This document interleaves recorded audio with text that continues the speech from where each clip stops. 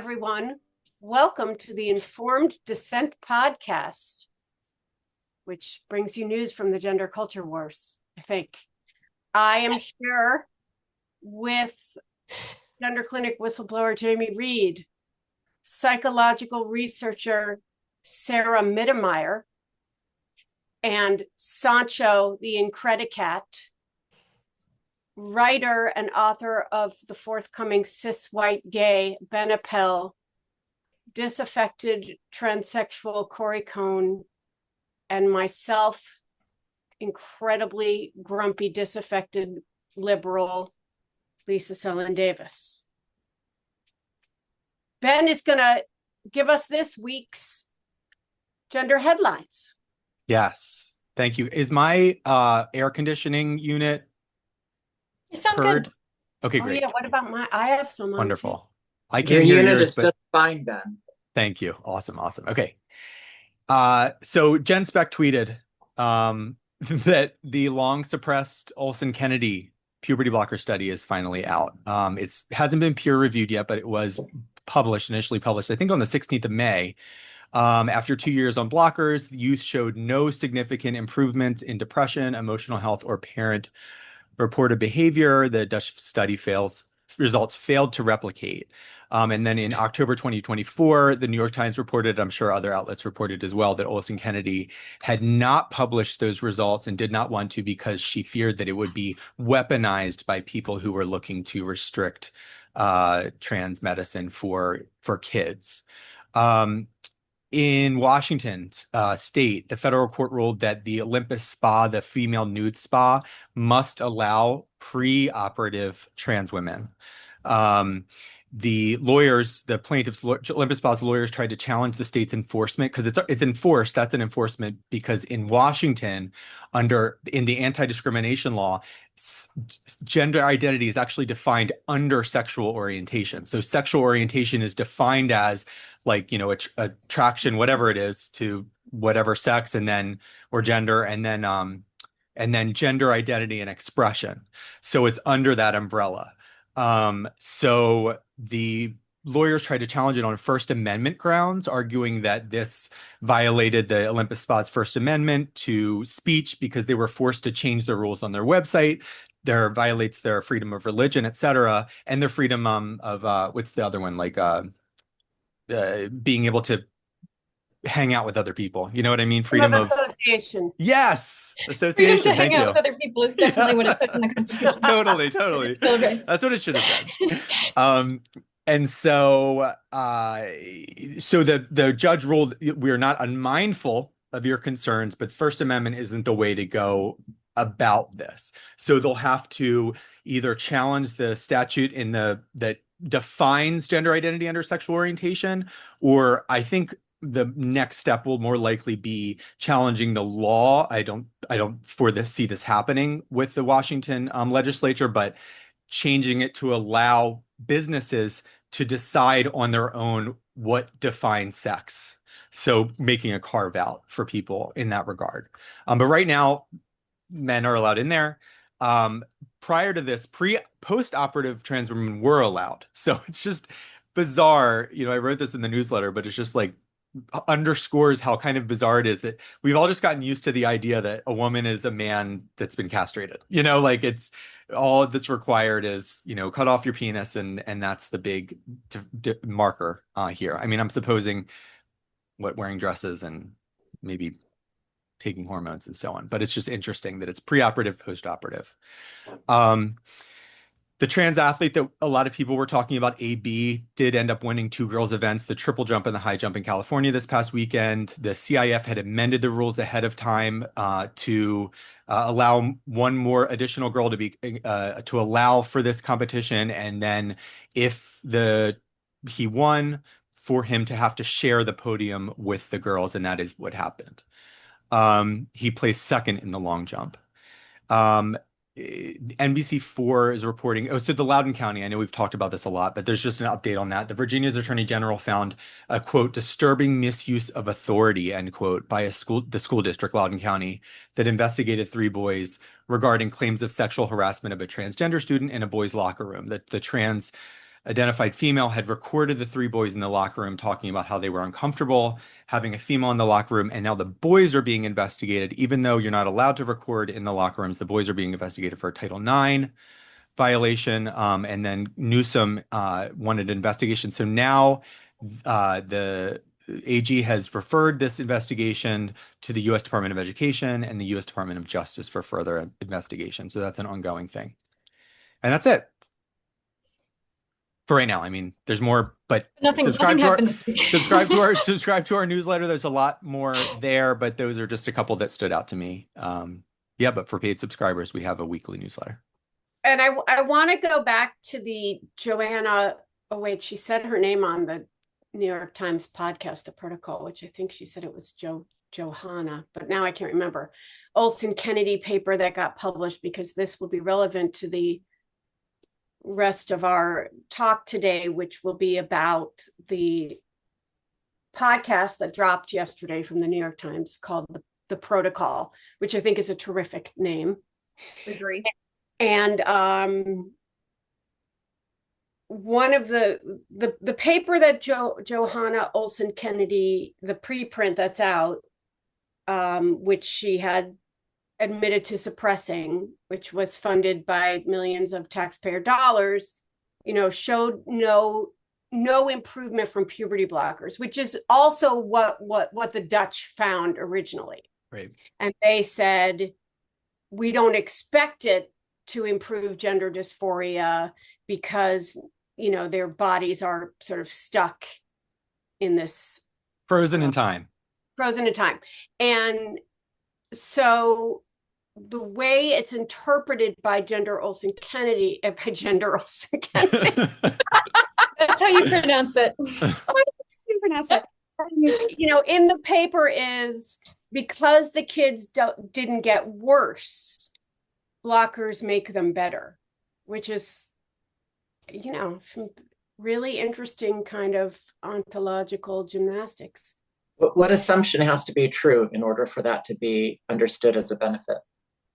That the assumption has to be that they would be getting worse without the blockers, and we don't have enough evidence to support that. I believe the evidence, quote unquote, for that are the incredibly low quality Jack Turbin papers of anonymous surveys, which is one way to gather data, but of adults who didn't get blockers and said they wanted them and didn't get them.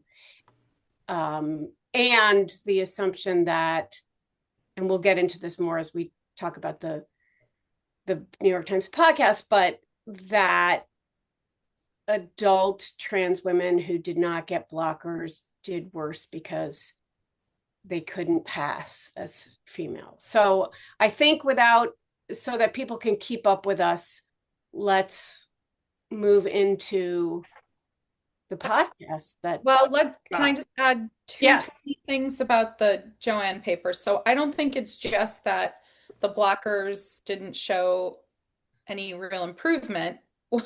The study itself, I still go back to design. A good section of these kids ended up on hormones before the end of the 24-month period. So it's not, they set out to study puberty blockers, and then a bunch of them end up on hormones. And I did not say this, but someone else did. I'm just going to read it. Imagine this. I'm going to test the effects of diet and exercise on weight loss by testing a specific diet and exercise on 100 people for 24 months. Oh, but by the end of the study, half of them are also on Ozempic, and I'm not going to tell you which half. Right. But they're doing a lot better. And they lost weight. I'm going to measure their weight loss by asking the patients to tell me how much weight they think that they lost. Or maybe we just won't measure the weight loss. We'll just ask them, are you happy with your weight loss? Yes. And can I ask a question about the language in this study too? Your opinion on this, since you guys are more schooled in this. In the results, it says depression symptoms, emotional health, and CBCL constructs did not change significantly over 24 months. Okay. So there was no significant change in those. But then at the end, it says what this study adds, youth demonstrated both stability and improvement in emotional and mental health over 24 months. So how could they say that there's no significant change and then also say this adds that they did improve? Does anybody know? Well, that because they're assuming they would have gotten worse, right? So if Oh, right. Okay. right, if they didn't get worse, then the puberty blockers must have worked because they would have gotten worse without them.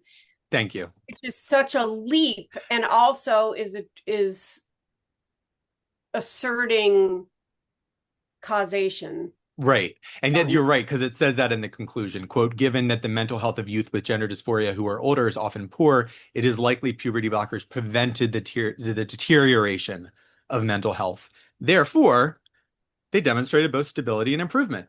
Yeah, you're right. Okay, I see what you're saying. Thank you. Jamie, do you want to introduce the New York Times pod? No, someone else can do it. It's just you were the most involved. Oh, I froze. Oh, she's freezing a little. She's freezing a little bit. I'll do it. I'm sure. Okay. Yeah. So I'll do, yeah, well, if Jamie take over anytime, but it's a 6-part series, right? Yes. So a 6-part series called The Protocol in New York Times dropped yesterday. It was supposed to come out early, I think, but there were some delays. A lot of people reacting, saying how, GLAAD put out this whole thing about how, oh, this is going to be horrible. Everybody prejudging it and saying that it's, whatever. But it's a history of the Dutch protocol and how the transition of children began overseas in Amsterdam, and then also how it came to the United States. So since last night, some of us have, I think, heard the whole thing, maybe. I don't know. We were going to mainly talk about the first 2 episodes today, because those are the ones that we've all been able to listen to, as far as I know, correct? Is that right, guys? Okay. Yeah. So, Jamie is mentioned throughout this, so we're going to talk about that eventually as well. And Jamie has a lot to say about that. She's mentioned in a later episode, but for the first 2 episodes, it is the initial is the beginning. The first episode is about the beginning, about the first patient that received puberty blockers in the late 80s, known as FG in the literature. And it was a trans-identified female who was 12 when the puberty blockers began. This is Peggy Cohen-Ketnes and Annalou DeVries, right? Henriette, That's not right. Annalou DeVries, but not Annalou DeVries yet, but what was her name? Annalou. I'm sorry. Delamara. Delamara. That's right. Okay. that was her endocrinologist. Henrietta Delamara. And Henrietta Delamar was the one who actually prescribed the puberty blockers, because she was the one that was prescribing puberty blockers to kids with precocious puberty prior to that. So Peggy thought, hey, and they thought, why don't we try this? We can stop this. And clearly this person is a boy, really a boy, meant to be a boy, etc. And so we'll do this. So it goes into that, but FG actually gives an interview in this first episode. I've never heard an interview with this person. So all I've seen is, I don't think any of us have. All I've seen is FG has never done. Right. No, Right. that he or she talked to Emily Bazelon. We've never heard them, but they did speak to Emily Bazelon for that piece in 2022. Right. Okay. But also, I just want to say, Ben, a couple of things. I don't know if he was trans-identified. He was incredibly distressed, and I don't think that the doctors and psychologists were like, "You're a boy, that's it." Definitely, they were thinking, "Let's try this and see." And the biggest, the initial big blunder of the podcast is that they say the adults were committing suicide, and so we turned to this kid and thought, why should you wait till you're 18?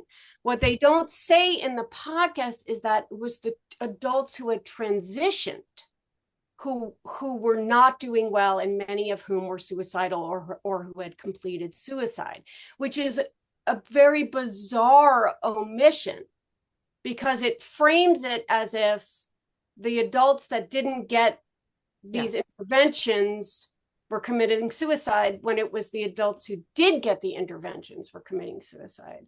So I think they were looking at this child and saying, maybe we can intervene earlier to prevent the bad outcomes of the adult transsexuals.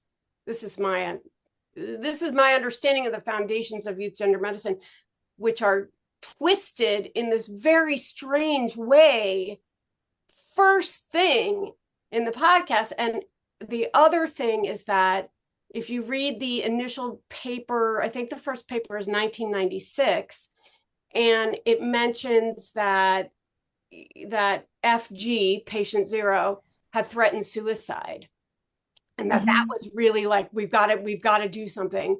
And FG says, I was writing a poem, it sort of talked about the dark days, or, but I never said right. So the suicide threat was not actually there, and it was greatly exaggerated by the mother, and I'm sure it's terrifying to have a child in that much distress. And I feel for the mother, but the podcast is right away misinforming people about why they were doing it.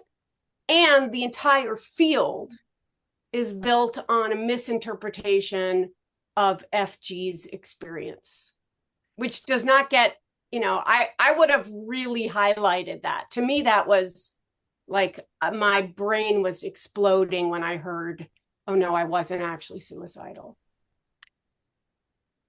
Yeah.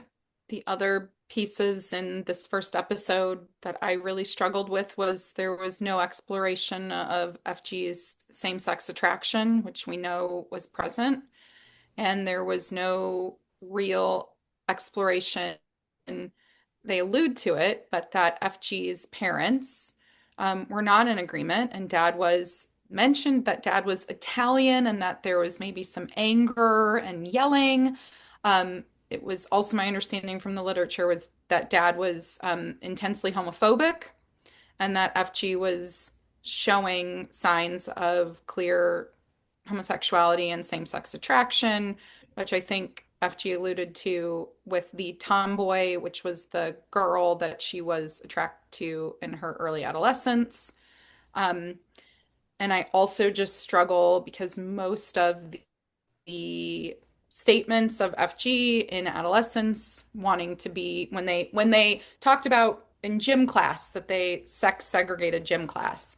I don't know how many other proto-gay kids also felt that time of distress and wanting to be on the opposite sex segregated side. I had numerous gay friends message me yesterday and say, I did that exact same thing. Especially for girls, right?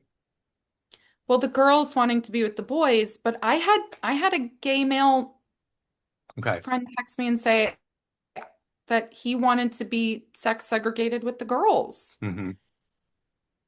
Well, going back real quickly too. So first of all, Jamie, you said the tomboy that FG was attracted to, and I heard that they were just really good friends, that they became friends. Has FG said in other interviews that it was a flirtatious thing, or that did I miss that in this podcast? It wasn't mentioned in the podcast, but there's literature that even the HHS report pointed to that said that the dad was very concerned that FG was demonstrating.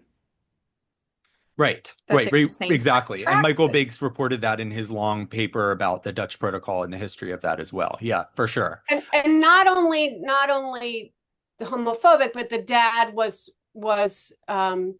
insistent on traditional gender roles. So the mom was much more flexible, but the dad was very uncomfortable with his daughter's masculinity. He was, they described it in terms of his Mediterranean upbringing, and therefore, which was code for like macho Italian. With the Lisa, you were saying that, they didn't talk about how this began because adult trans people who had transitioned were suicidal. Yes, that's definitely, they could have been much more clear about that. But the way that they framed this, were you saying, because I found that they did frame it properly in the sense that they talked about how they were doing this to stave off these physical changes that would come from puberty blockers so that they would have, it was very clear that this was done to make kids be able to pass as the opposite sex as adults. So that was very clear to me. Was that clear to everybody else too? Yeah. Okay. Corey, Sarah, thoughts on episode 1? Yes. Go for it.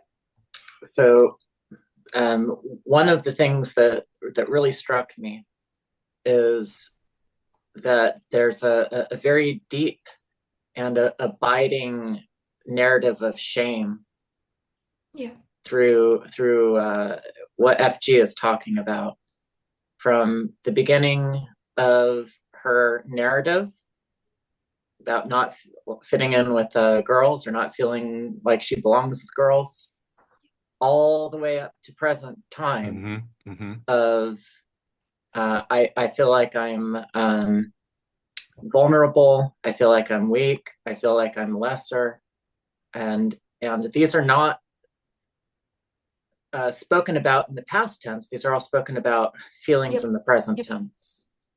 And I actually found this very relatable from all of the years that I spent trying to be stealth or be unnoticed or invisible as like not outwardly trans. And the fear of people finding out and rejecting me and maybe even harming me for discovering that. And what I get the feeling of from FG, maybe she'll listen to this and react somehow, is that her narrative, again, very relatable to me, but is that of the imposter. Yeah. She has never become a man. She has never seen herself as a man. And even though she says things like, I feel so much better as a man, everything else that she says betrays that narrative.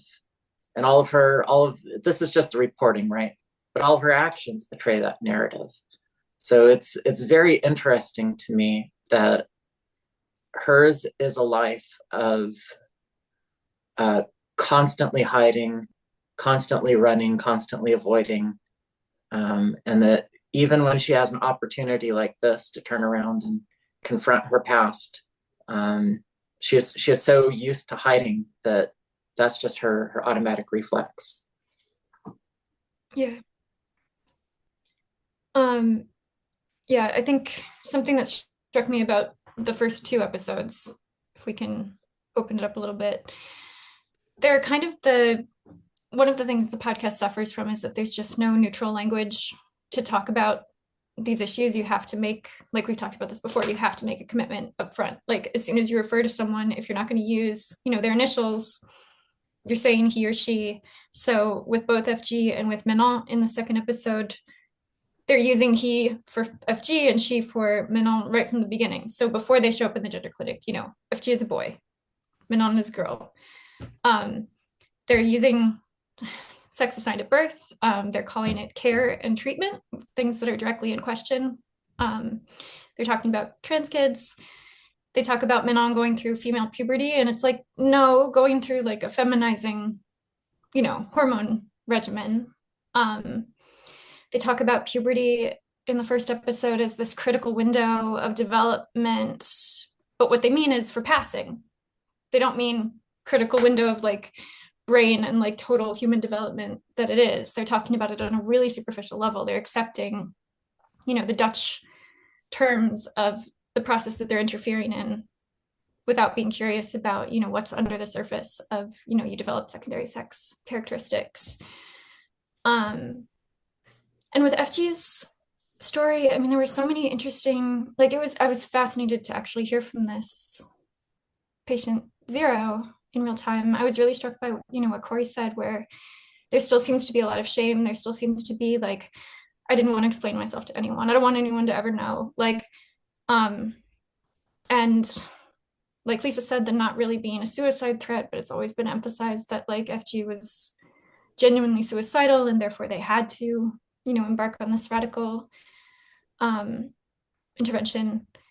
FG is like really unrealistic expectations. So just having the desire to wake up and be a boy and for no one to ever know, I don't think is realistic. There's an interesting hint that FG's profession may have been inflated in one of the original case studies because it says, oh, like, Peggy said that I was a doctor because I want to make it look like I was doing really well. But maybe just somewhere in the medical profession. Some pretty serious complications were almost completely glossed over. Like when FG says that all of a sudden she couldn't pee and she had to go to the emergency room, like that's like life and death stuff. That's not, it's not a UTI. Not that that's a lot of fun either, but and then there's evidence with both Manon and with FG that the availability of the treatment itself is creating distress for these two young people, which is something that isn't, reckoned with as a possibility at all. Like FG's aunt reads about, this category of people, brings the idea back. They learn about like the puberty blocking and that being an option. And all of a sudden puberty is completely intolerable for FG, like just unthinkable that she would go through it.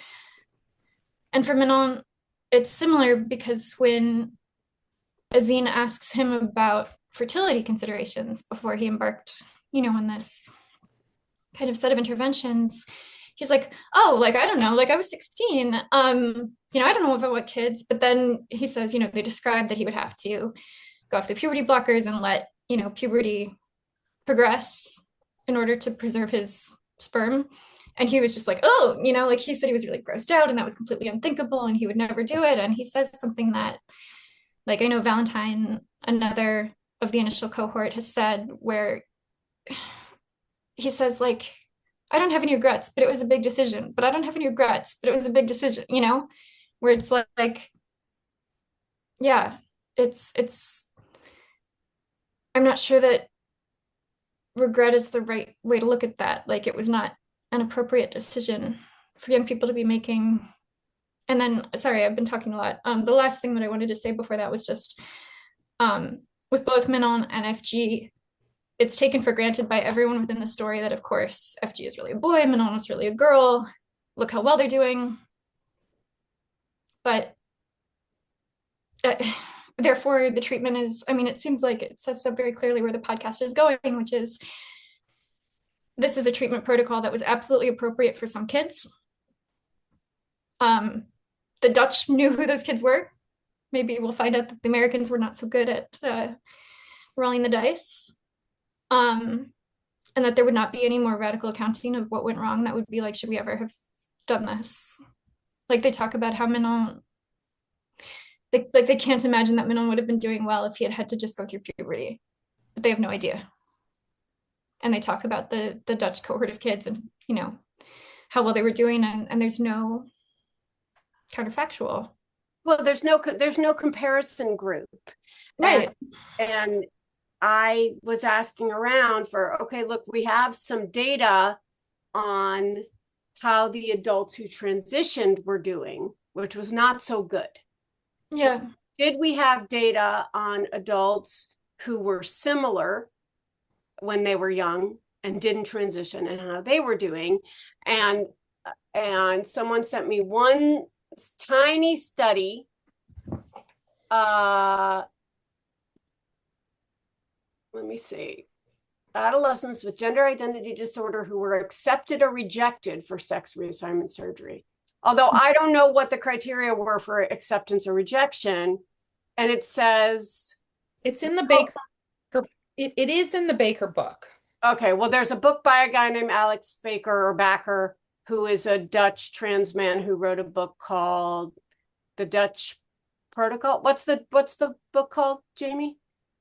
The Dutch Approach. I think it's called the Dutch Approach. Which is interesting. At the end of this episode, they actually reference that Alex helped them. Yeah, because there's some key stuff from that book that's not in it. At any rate, this one tiny study, this is 20 adolescent transsexuals who, and notice they call them transsexuals, which I think is really important because that's not a trans kid who is born that way. That is an adolescent who went through treatment and became a transsexual. Anyway, to evaluate early sex reassignment with 21 non-treated and 6 delayed treatment. So it's a tiny little study from the mid to late 90s. And I don't have the full study, but it says that the post-op group was no longer gender dysphoric and was doing quite well. Nobody expressed regrets. Without reassignment, the non-treated group showed some improvement. Okay, so this is a pretty this is 1 to 4 years and 1 to 7 years. So and what's interesting is we're seeing regret. What it takes 8 to 10 years. So they're still not quite at the window when they would be good to. But the people they show some improvement, but more dysfunctional psychological profile. So but they didn't, guess what they didn't do? They did not commit suicide. It does not say they were non-functionally depressed, right? And so if that's our only comparison group, the slight difference in psychological functioning, I'm not sure that would justify these radical interventions, but that is what I would be looking at that, because to say just the research is constantly so twisted to achieve an outcome that people want, and that's often what upsets me the most, because I don't see how, if you were a parent in this situation, you could make a good decision between the bullshit of the suicide threat and they didn't get worse, so they got better. I mean, it's George Orwell style scientific research. We need to go into the bullshit of the parental choice here a little bit more. One of my criticisms, which might be through all 6 episodes. So I love podcasts. I love the podcast format. I really do. And what I found so lacking in this first episode was we have this interview. We have Austin's voice, Azine's voice. We have a cat fall off of a ledge. We have FG. There were so many instances here where they could have enriched this episode. So at one point, FG states that she believes that her parents have had no idea that she was essentially part of an unregistered, uncohesively thought out research experiment, and that nobody even told her parents, oh, you're the first. Also, she was put on a puberty blocker from the age of 12 to 18. Mm-hmm. 6 years on a puberty blocker. Never is it mentioned. What? So if I was trying to build an actual rich, detailed podcast, that's where I would have paused and had a research ethicist, somebody who's an expert in the Belmont report, say, this is where we need to pause and understand, when is it research? When is it a clinical experiment on a human being? When is it off-label use? Who gets to make those determinations? Do doctors? Do doctors just get to decide when they're conducting research and when they're not? Do families not have the right to know that their child is being potentially experimented on? Yeah. That's when this podcast could have elevated itself into, it could have been a neutral fucking source. You could have gone to a medical research ethicist and said, we're not even going to tell you what the topic is. Yeah. Just explain to us, based on the Belmont report, based on the Nuremberg codes, just explain to us from an unbiased status, when is it research on a child to do something like this? And they didn't do that. Yeah. And I agree. You guys really have me thinking here. I mean, I was actually, we're so in the weeds of this. Like we know this story. I'm trying, did you think about how the public that doesn't know as much would respond? Were you kind of thinking about that throughout it, or were you just like taking your own? I was mainly taking my own experience. I wasn't necessarily thinking so much about how the broader public is going to listen to this. But to Yeah. me, it seemed like I actually was kind of pleasantly surprised. You know, you guys all are bringing up super, super valid points, and I agree with you. At the same time, like Lisa was saying, like, you know, talking about the weakness of the studies and stuff. I mean, they did allow that there were flaws in these studies. That 55 kids, you know, it would only ended up in the second research paper. There were 55 when there originally were 70. So there is a likely possibility that there's bias here. They can't determine if this is actually true. I mean, they did insert some nuanced things in there. At least they did present it. They just didn't do any exposition on it. And I think that's a big part that's missing. Like Jamie, you're saying this is a place where you would bring in an ethicist and say, but there was just, it was throw down these very revealing and damning details, but don't do any exposition on them and then move on to a framing that is more sympathetic to this protocol and what these people were doing. It's almost like this is such a batshit crazy thing. It's so damning. Everybody knows this. It's almost like they're trying to maintain just that small bit of like, you know, they're like towing the line, which is so hard because any person, so many people listening to this are going to probably think like us, even though they're not going to know so much. When they're going to hear about the statistical bias, when they're going to hear about uh FG and FG's parents not knowing anything about this, that they were guinea pigs, when they hear about not being able to pay, I mean, I hope that people are going to be like, that sounds pretty horrible to me, or really, really intense. I hope.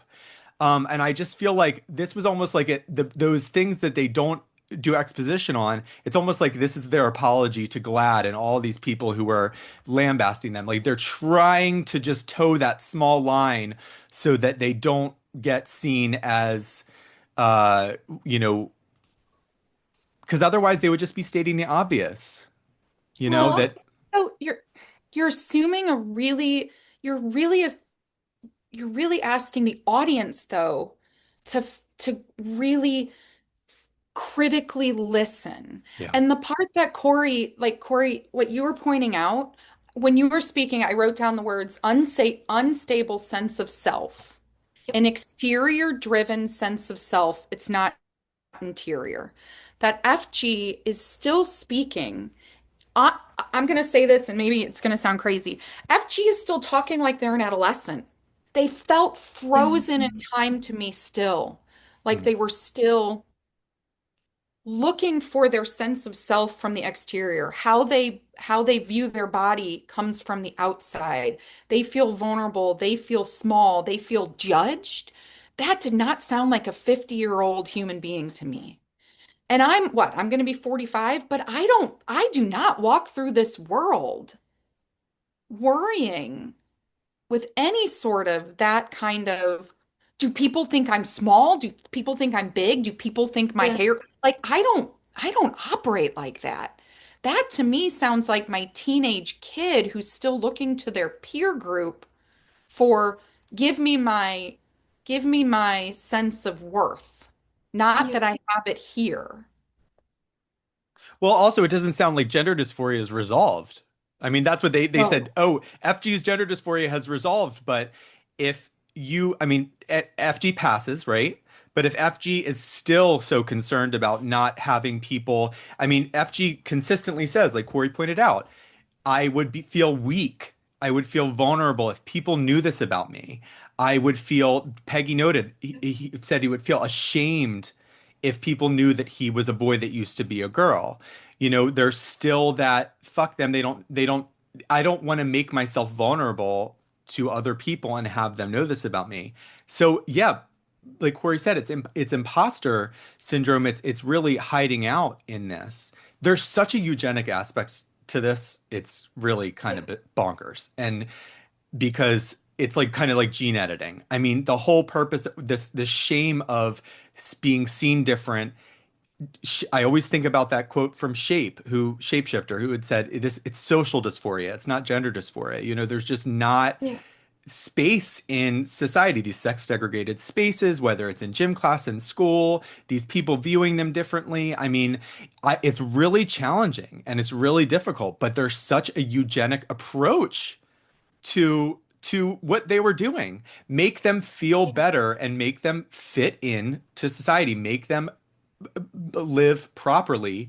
Is this like an European kind of approach? I mean, I just think about Magnus Hirschfeld. Like it's not anyway. Going back to that whole time, there's just a lot of weird stuff, you know, Yeah.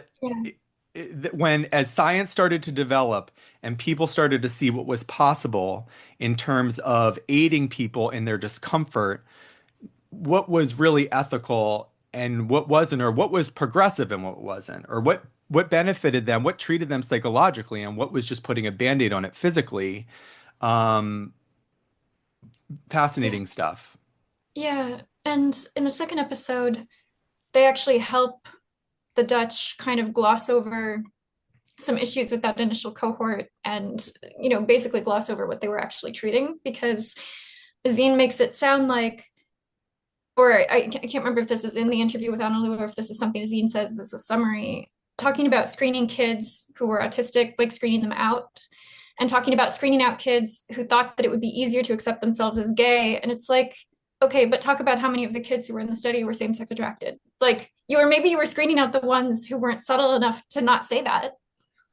Like maybe they screened out the ones who said, I'd only be acceptable to myself if I were a girl in love with a boy instead of a boy in love with a boy. But almost all of those kids were same-sex attracted. Like that, and 30 of them were autistic based on the, I think, as yet not published study of the trans autistic patients from the original Dutch cohort. Like 30 of those kids were autistic. They talk about the one boy who died, they say as a result of surgery. They don't say as a result of puberty blockers plus surgery. And they also don't mention, I mean, we just don't know a lot about Sarah, these will kids. you Like explain that story of the necrotizing fasciitis or to yeah, people who don't know? yeah, so these were supposed to be incredibly physically and mentally healthy Dutch teenagers, mentally healthy other than, idea of being opposite sex, distress in body, that kind of thing. So anyway, but physically extremely healthy. There were a number of kids who were not able to move on from the initial cohort of 70 into the kind of reported cohort of 55 around surgeries.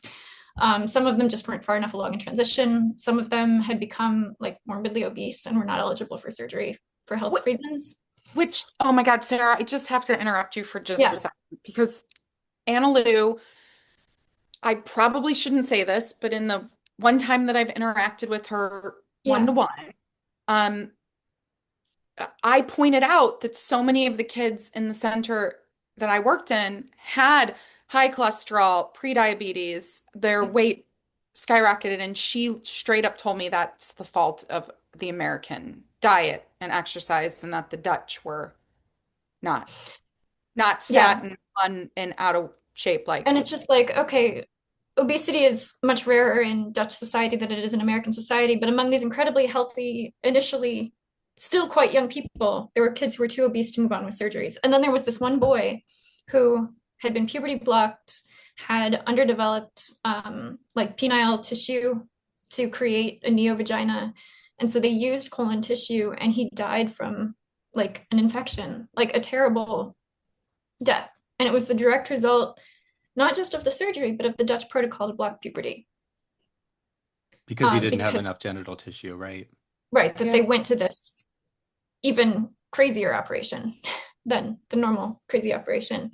And the other thing, and what they don't mention, and which the Dutch have, not been quick to mention, but it came up in this session at the European Professional Association for Transgender Health conference in Killarney a couple of years ago, was just reporting on these 30 young people who they identified as trans autistic from this initial cohort. 2 of them had committed suicide.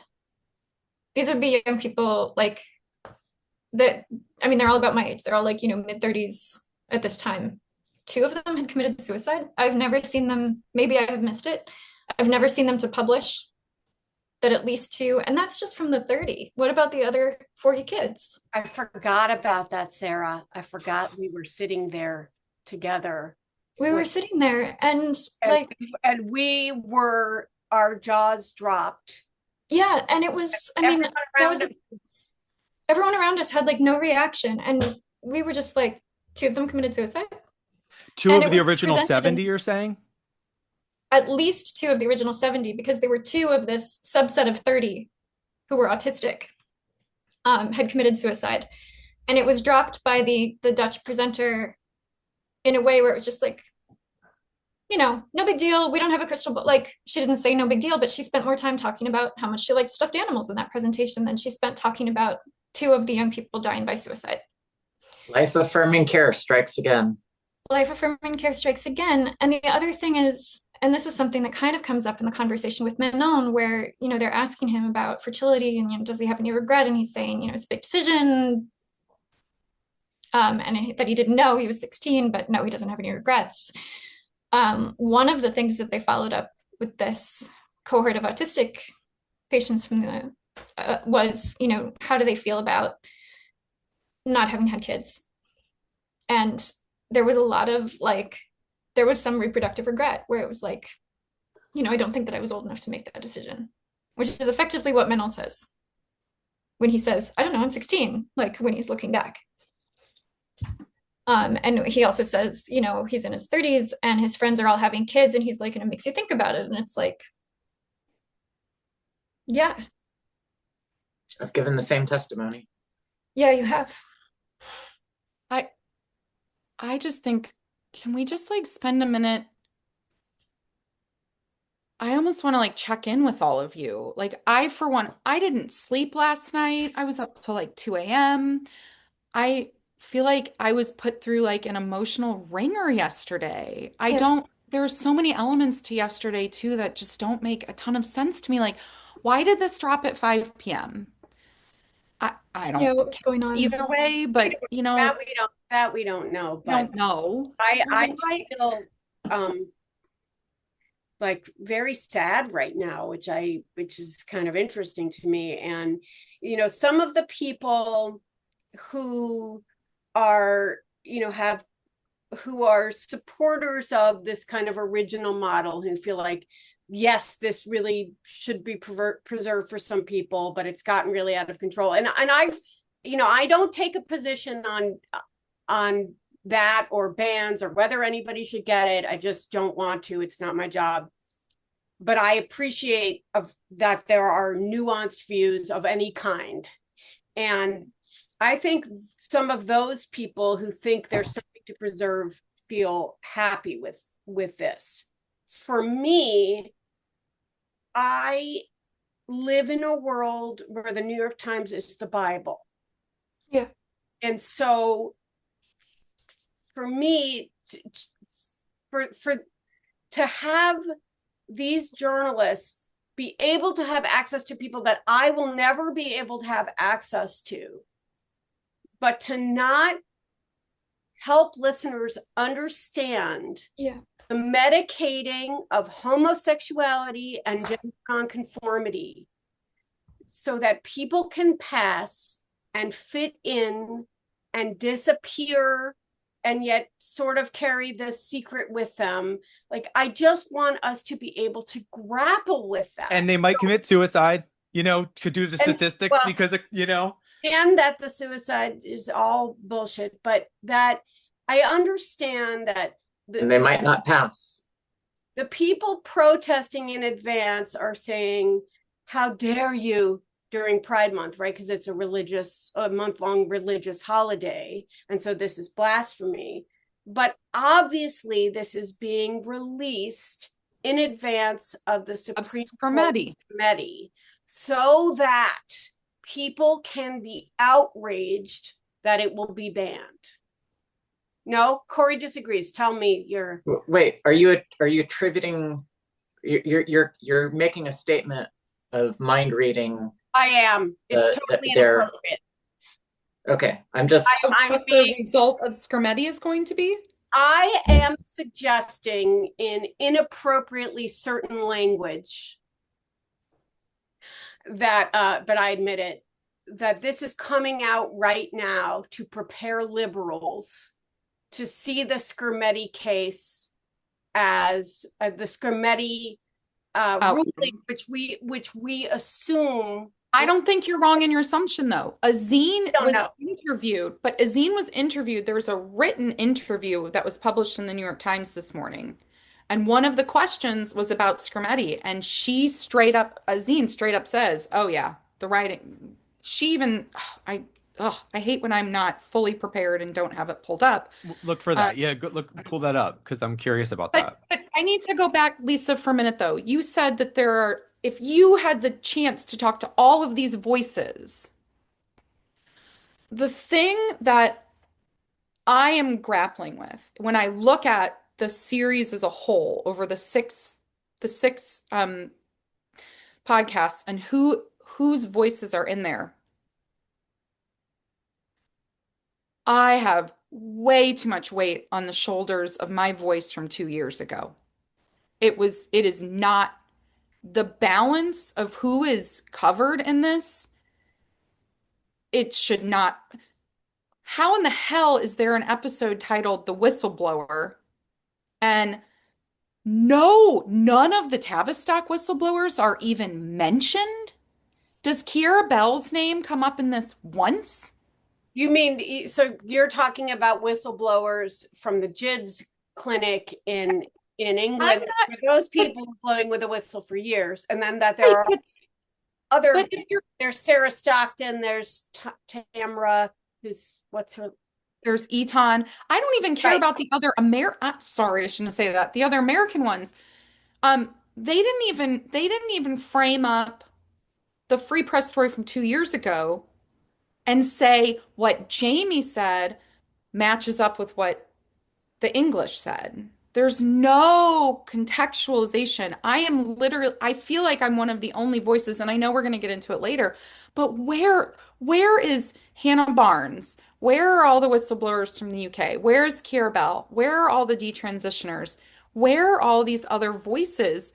Where are Stephen Levine? I mean, I could just name all of these other scientists, and they're nowhere. I think Levine was mentioned. Well, they're queuing up a particular story about the framing is the Dutch did this thing. It was risky, but it seemed to work if you followed a particular protocol. It got imported to America. It got corrupted. And then Republicans were moving to ban it.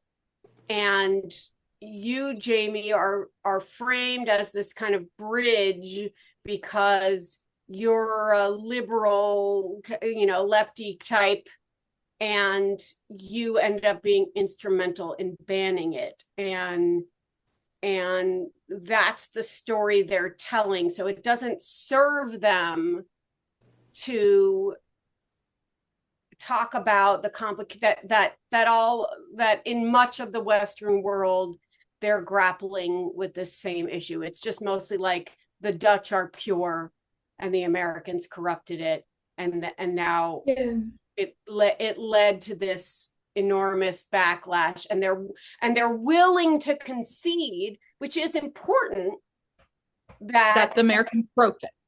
That the gender affirming model was dangerous. But I haven't listened to the whole thing, so I don't know if they show us the danger. And the danger is, of course, in the detransitioners and the other and the family abolition, right? I mean, there's all kinds of danger in just and how much it has hurt children and families. I think I found the quote you were talking about, Jamie, from the Times. It was printed today, but it's actually Lisa Tobin, who's the executive producer of New York Times Audio, who's quoted. I think this is what you're, because she does mention the Supreme Court decision. Lisa Tobin is the executive producer of New York Times Audio. And she says, we wanted to do this series to help people better understand a really big moment that's about to happen in America, the upcoming Supreme Court decision on medical care for kids and teenagers who are or may be transgender. She goes on, it's an issue with a long history and a lot of nuance that most people don't know, including the stories of young people, their parents, and doctors who are at the heart of what's happening. The issue has become a political and legal one, attracting loud voices and heated arguments. Our goal was to cut through that noise and to explore the eye-opening and essential medical story that led to this care and its development and evolution in Europe and America. It's a story about people looking to medical caregivers for answers and what happened when that care came into conflict with some parents, politicians, and medical experts. It's a vital story in this moment as the US government tries to eliminate this care and the Supreme Court has a big decision to make. End What quote. about into conflict with like medical ethics? Well, they Okay, do. that's It does say interesting. medical experts. So It's interesting. That's not actually what. So this is really interesting.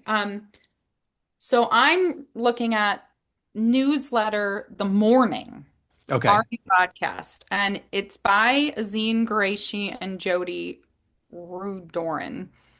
The questions it looked like were to Azine, but there is a question about the Supreme Court, and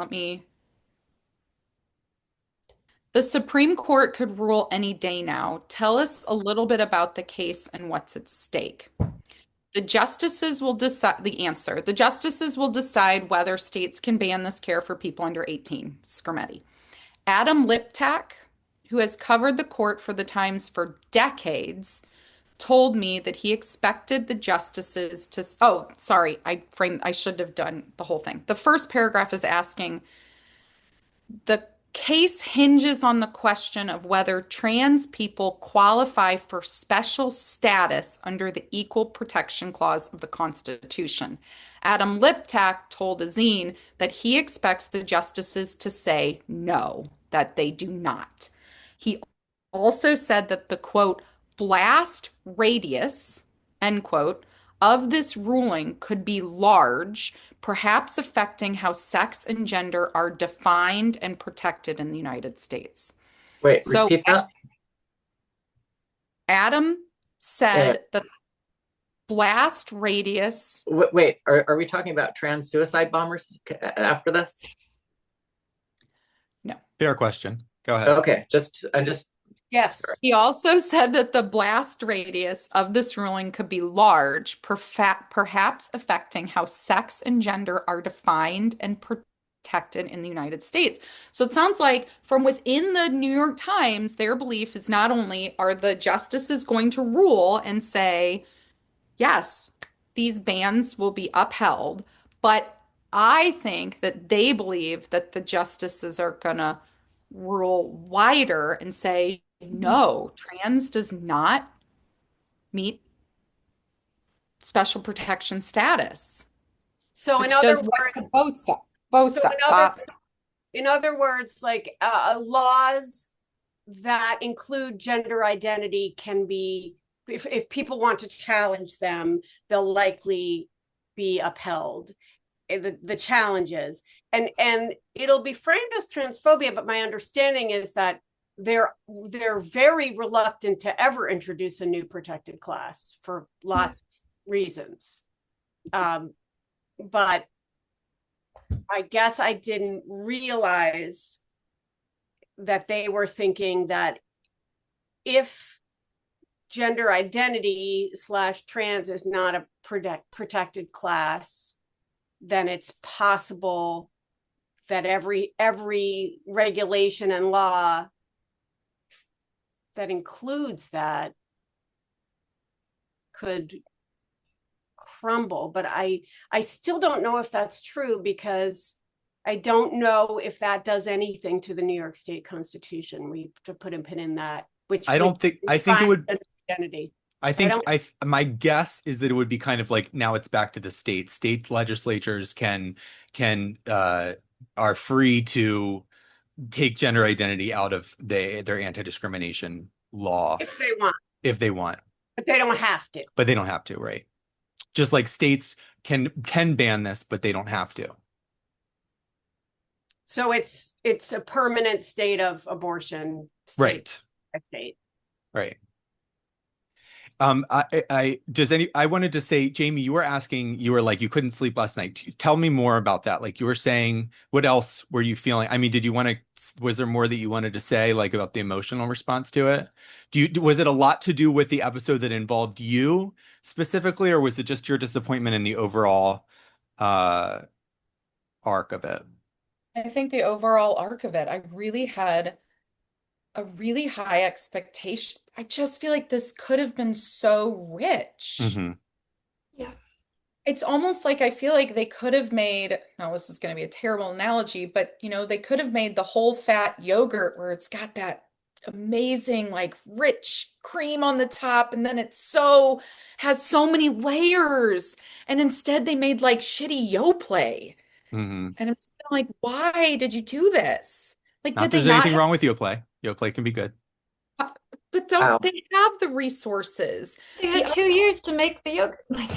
Yeah, but the other thing that I thought going into this was that there was going to be more about journalism in this. When Yeah. I was Yeah. explained this project and the framing, I was told that what they were seeking to do is make a podcast about the journalist's place in these really in-depth debates. So then when I thought about if that's what they were going to do, then why is the FG episode 36 minutes long when it could have been an hour and a half, where not only do you get an ethicist, but you also have a zine go back and Austin ask her, like, you didn't ask FG any hard questions.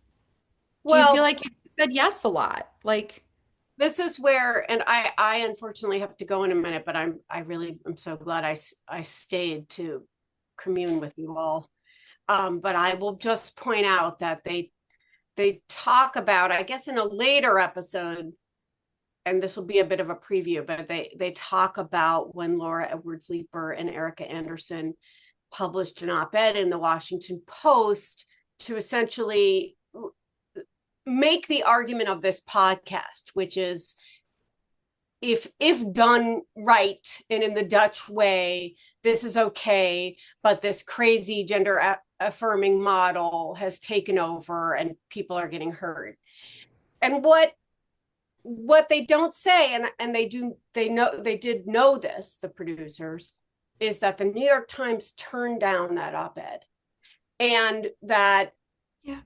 and that I don't, and that they did something that in my long history of writing op-eds I have never seen. And we're talking about 2021. I think I first became aware of this draft of this document early in 2021. They sent Laura and Erica a list of other editors who might be interested, which is not something I've ever seen. And to me, that was an admission that they knew it was wrong of them not to publish it. And so and I didn't know anything about the podcast, but I didn't get, there was no sense that this was about journalism and its responsibilities or failures. However, the New York Times makes a podcast about this issue and mentions this op-ed. And I think it would be worth them saying, we've got so much internal strife here. yes. And that by 2021, there was so much internal pressure that we could not admit that there were controversies. And it would be another year before there was even an article that really got at it. And to me, because my project is about helping liberals be able to question this, and because the New York Times has been a deterrent to that, I think that's part of the missed opportunity and the kind of, I guess I feel complicit because of the dumb articles I was writing for places like CNN. I remember one article I wrote in 2020 or something, and my editor rewrote the the lead, the first line, and it said trans kids are under attack. And I just let her do it because I was slipping in something about Sweden. And it was the first time anyone had mentioned anything about Sweden. And I was just going to do it and not just, I just got it in there. No one in the press had mentioned this at all yet. But I felt complicit. And so I obviously, like, a lot of what I'm doing is to make up for feeling that way. But I think they're still complicit. And so I think it would have been really interesting to admit their own failures and that they still have trouble telling the full truth about this. And and another layer of that failure would have been how much anger the New York Times and Azine had that my story broke in the Free Press with Barry and not the New York Times. I mean, anger, yeah. Oh yeah, I directly heard, like, why did you not take this to us first? It was like, really? They had turned down, yeah, like they were gonna have changed their tune by then. Sarah, were you gonna say something? And then Lisa, if you need to go, should we do our non-gender? I'm really glad I got to see you all today. I really needed it. And see you next week. Yep. Lisa. I mean, I feel like I've just had a lot of conversations and done a lot of observing of the US media landscape, and like I said in our very active group chat this week, everything is just converging on, well, we should roll this back 15 or 20 years. But because, obviously we shouldn't be doing this to these, troubled teenage girls. Like, that's a fad, but we should definitely keep doing it. And we were always right to do it in the first place. And we're going to keep doing it to the really feminine boys and the really masculine girls who are probably gay. Like, it seems like the thing that I've been thinking about is, Lisa is talking about this level of complicity. When you have that kind of elite buy-in across, journalism, film and media generally, the academic sector, the medical sector, you have a bunch of parents who did this. You have so many people who bought into this in ways that were really small. Like, they thought that it was really important to, like, give their pronouns and literally put that after their name all the time, to really big, where they, like, transition their own kids or they transition somebody else's kids.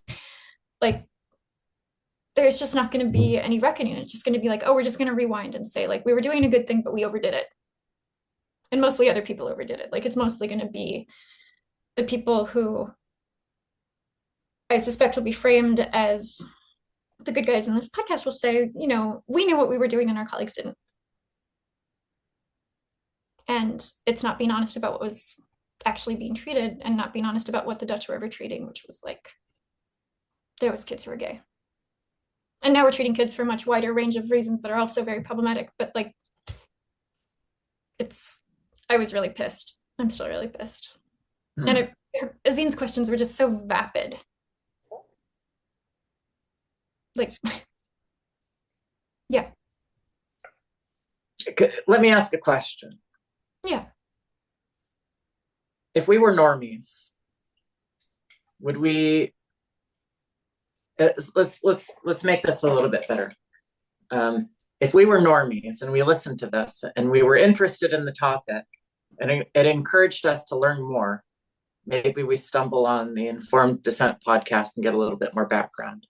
But if we were normies, New York Times listeners, if we were Lisa Sellen Davis's neighbors, and we heard that, would it make us think about the topic more critically?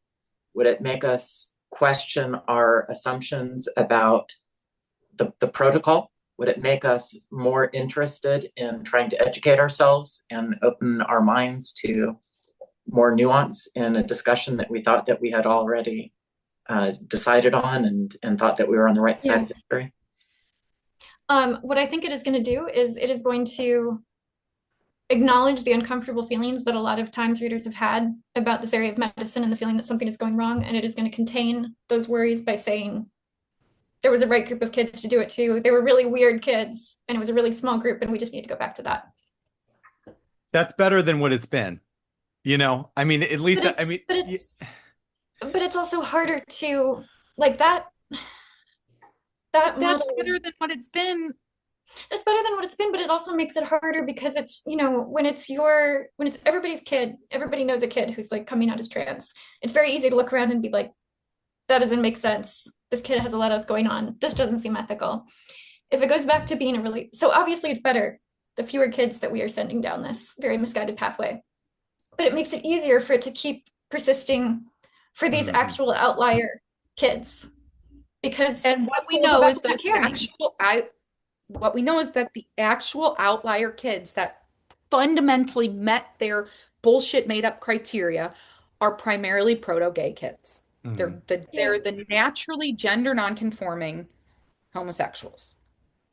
Yeah, so of course it is better to say like, okay, transitioning a bunch of like straight teenage girls who read too much yaoi fan fiction is like not good and we should probably stop. But like I worry that it will forestall a more serious reckoning about like this was just fucked up from the start.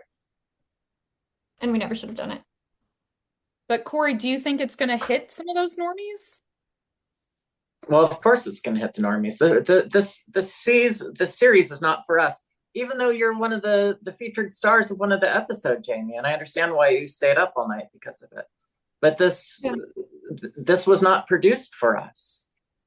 Yeah, but okay, wait, can I float something that maybe I should float offline? But yeah, I think float away. I just called the New York Times Yo Play, so go right ahead.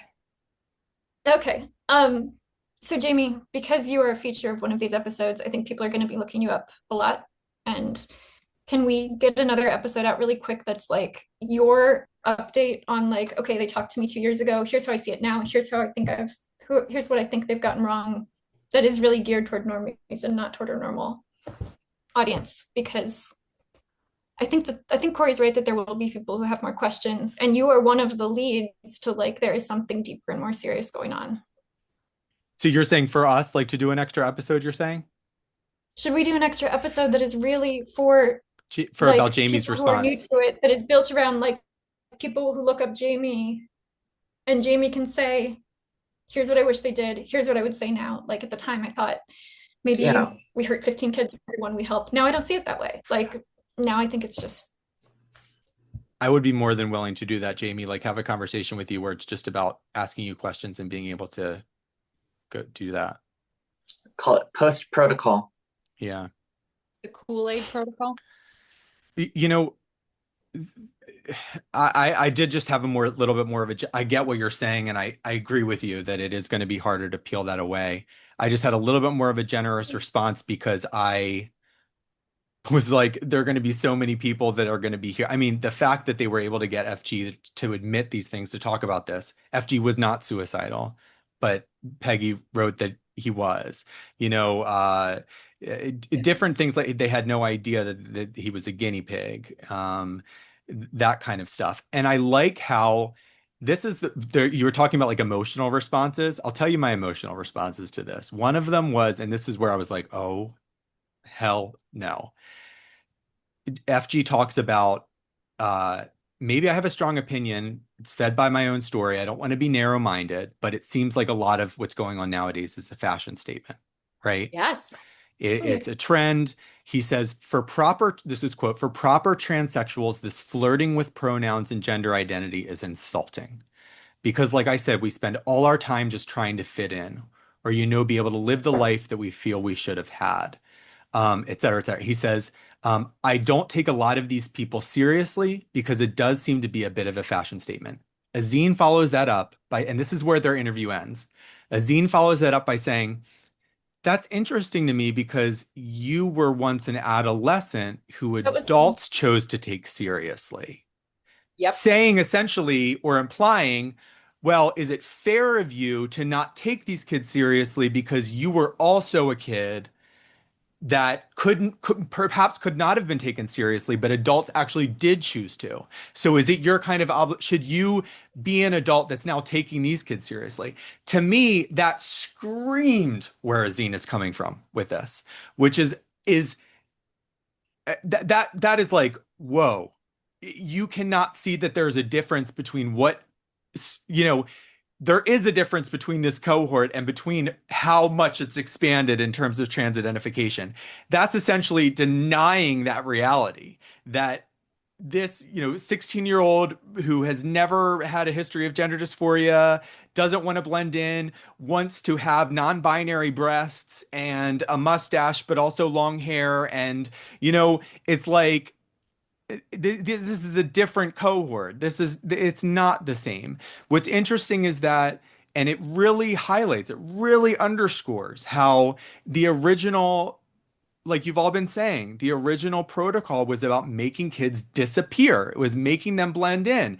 They based their entire, this is a success, not on how well the kids turned it, because like you said, two of them committed suicide. One of them died. Of course, they don't go into it in this program, but from surgery because they took puberty blockers. But they're completely basing it off of, but these kids pass. They blend in. Nobody knows. They're able to keep this secret more easily because they blend in. Yes, maybe a couple of them committed suicide, but this is a success. That's irrelevant. Now the craziest thing is that, we have this idea that it would be great to make more space for gender nonconforming people, to have a society where people who were different were more accepted in society. It's weird that the approach now is almost like that, but medicalized. Because what radicals now disagree with is this idea that it should only be people that should be able to pass. They talk about trans scum or whatever it is. They talk about trans med and all that. It is this radical project to look and appear different and to reject and challenge the binary. And Azine mentions that in this.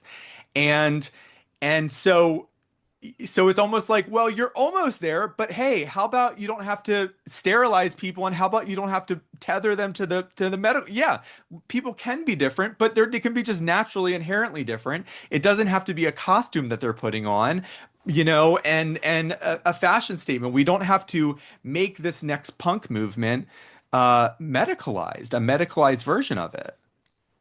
Jamie, what were you going to say? I think we should, if you're open to it, maybe we should do a deep dive into the whistleblower episode, but also the other conversations I had with Austin and Azine, because exactly what you just said, Ben, I stood in front of the Supreme Court with Austin freezing. We had like an hour-long recorded conversation where I said pretty much basically that, and Austin's response was, but what you're talking about is so much harder to actually change society to be open to real gender nonconformity and homosexuality. It was almost like he was saying, you're asking for the impossible. I'm so glad you we said can that. just change this. I'm so glad you said that, Jamie, because I was thinking, this got me thinking about that. I thought, well, are we, you have to ask yourself, are we asking too much here? You think about the Fafafine, you think about other that have created third categories or third gender categories for people. Like, what are we asking too much? Well, if we are asking too much, right? If we can't re-engineer society, which we probably can't, and kids are going to continue to be bullied for being different. Kids are going to continue to grow up feeling different. There are going to be this minority of people that are going to stand out, they're going to struggle, that are going to have difficulty deciding which group to go into when the gym class separates by sex, right? What is the solution then? Resilience. Yes. Teaching kids resilience. Yes. I don't know if you can teach resilience. What's that? I don't know if you can teach resilience. Well, is that more likely than re-engineering society to make more space for gender nonconforming people so that they don't have to medicalize Also, to fit in? What's more ethical to ask of the individual? That I'm going to physically change your body, or I'm going to try to build up resilience within you? Yeah.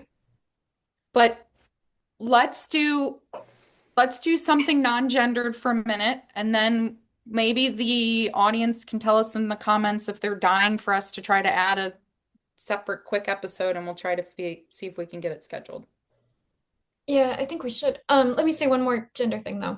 Yeah. Which is just so that question that she asks of FG at the end, there is that way to read it where it's like, don't you have a responsibility to like take these kids seriously the way you were taken seriously?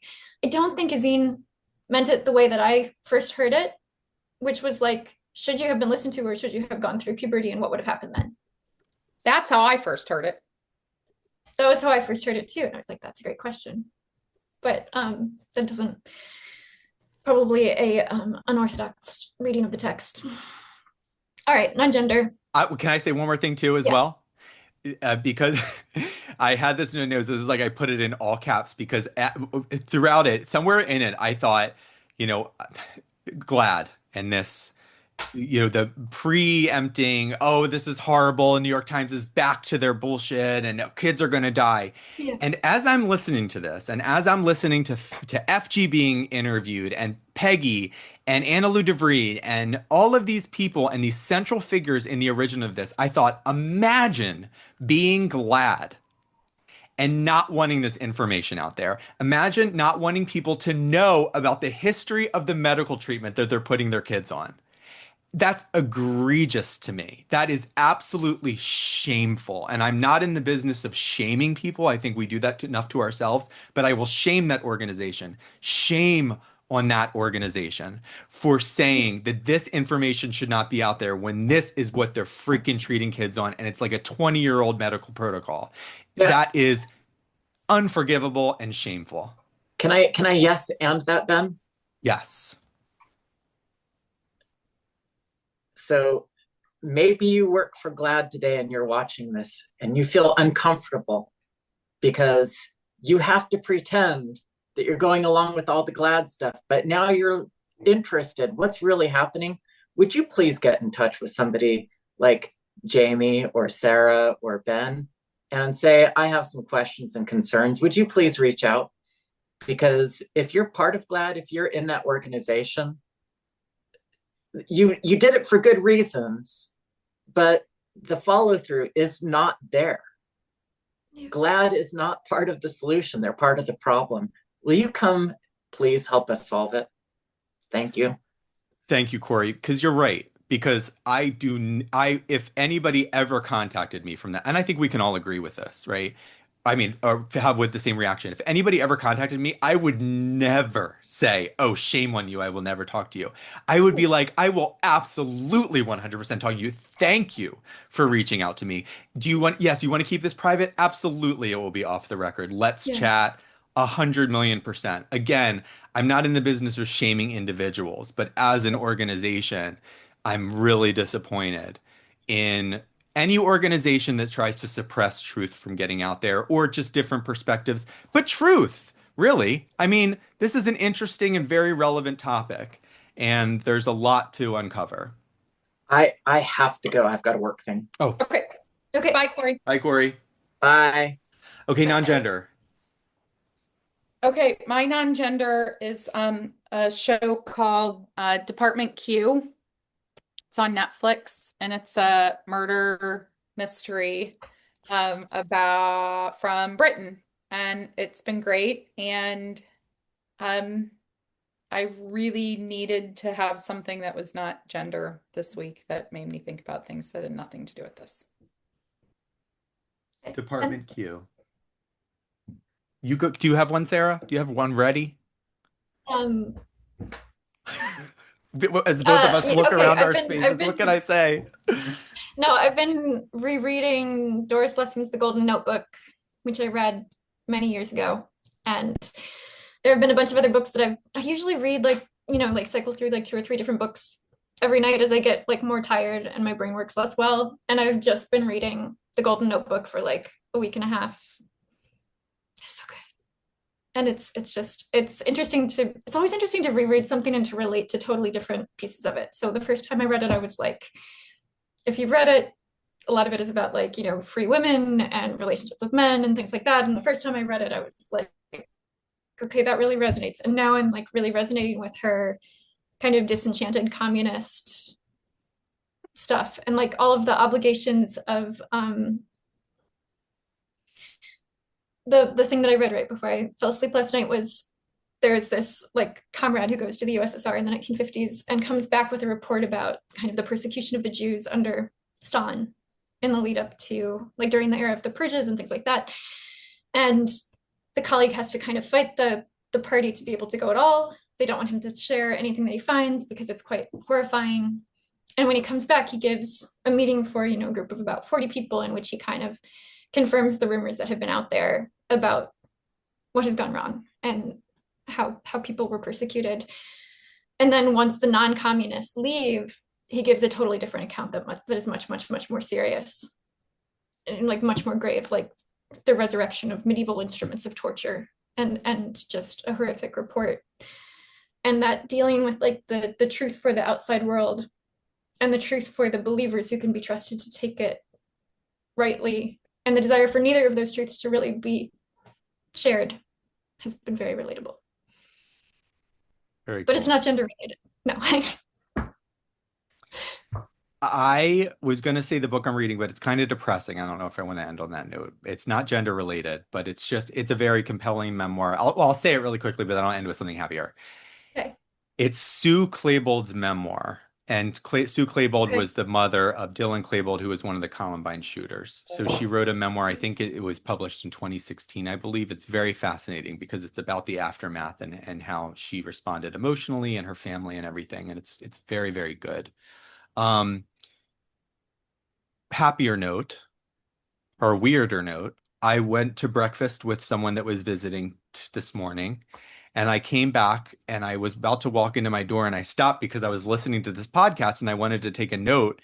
And I'm standing there and I felt a bird like swoop really close to my head, right? And I was like, oh, but that's kind of common in the city because there's so many pigeons. And I'm like looking down at my phone still. And then it landed on my head and then jumped off. And it wasn't a pigeon, it was a blue jay. Were you Because too then it was close just sitting right next to me. It was a blue jay, and I was like, and it like kind of looked like, and I was like, oh my God, like why did that blue jay just land on my head? And I went inside, and that blue jay is actually outside our window sometimes because there's a tree outside our window. We see that sometimes. There's also woodpeckers that comes occasionally. Of course, this is like in the middle of Manhattan, which is funny. But I wonder if anybody knows if anything about blue jays. Are they omens? Are they good omens? Are they good? What were you going to say, Sarah?